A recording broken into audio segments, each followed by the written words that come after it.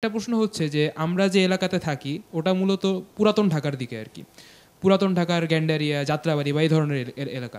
তো এই ধরনের এলাকার মানুষের জন্য স্পেসিফিক্যালি, যেখানে কিছু কিছু ক্ষেত্রে এই ভূমিকম্পের পর ক্র্যাক দেখা গিয়েছে বা এই ধরনের, এদের জন্য কি পরামর্শ?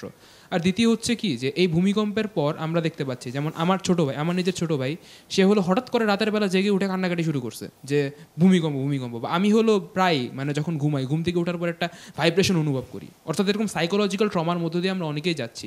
তো আমরা এই সমস্যাটা সমাধান করার জন্য বা এটার জন্য আমরা কি করতে পারি? ধন্যবাদ স্যার। এটা কি আমার কাছে প্রশ্ন না কার কাছে? সব দুজনের কাছেই প্রশ্ন। জি, আপনার কাছে শুরু আমি শেষেরটা আগে বলি। এটা শুধু যে ছোটদের হচ্ছে তা না, এটা বড়দেরও হচ্ছে। বড়রা বলছে না, শিশু বলছে।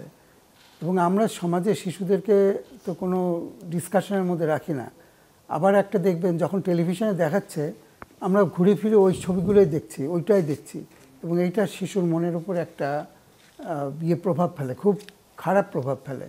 আমাদের প্রথমে করা উচিত, আমরা তো জেনে গেছি কি হয়েছে, আর তো ডিটেলস আমার জানার দরকার নেই, আমার তো সারাদিন ওখানে বসে থাকা দরকার নেই। আমার নিজেরও খারাপ হচ্ছে এবং শিশুদেরও খারাপ হচ্ছে। আবার অনেকে দেখছি যে আয় তোর নরসিংদীতে একটা বন্ধ থাকে না, দেখ নরসিংদীর অবস্থা কী হয়েছে, কী আশ্চর্য ব্যাপার।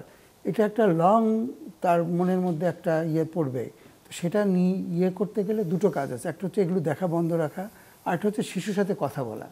তার মনের ভিতরে কিন্তু অনেক প্রশ্ন আসছে, আমরা কোনো প্রশ্ন কিন্তু স্টুপিড প্রশ্ন না, সে তার মনে প্রশ্নগুলো আসছে, তো এগুলোর উত্তর দিতে হবে। উত্তর না দিতে পারলে, যে উত্তর দিতে পারবে বা না পারলে তার সাথে কথা বলতে হবে। আমরা এই কয়েকদিনে শিশুদের সাথে সবচেয়ে বেশি কম কথা বলেছি, কথাই বলি না। ও কি বুঝে, ওর সাথে কি আলাপ হবে? আমরা ফোনে আলাপ করতেছি, তোমার ওখানে কি হলো, তুমি তো নামতে পারো নাই, তোমার তো ওড়না ছিল না, তুমি কিভাবে যাবা, এইসব আলোচনা করছি। কিন্তু শিশুদের মনে যে প্রশ্নগুলো আছে সেগুলো আমরা অ্যাড্রেস করতে পারছি না। এটা আমাদের খুব করে করা উচিত।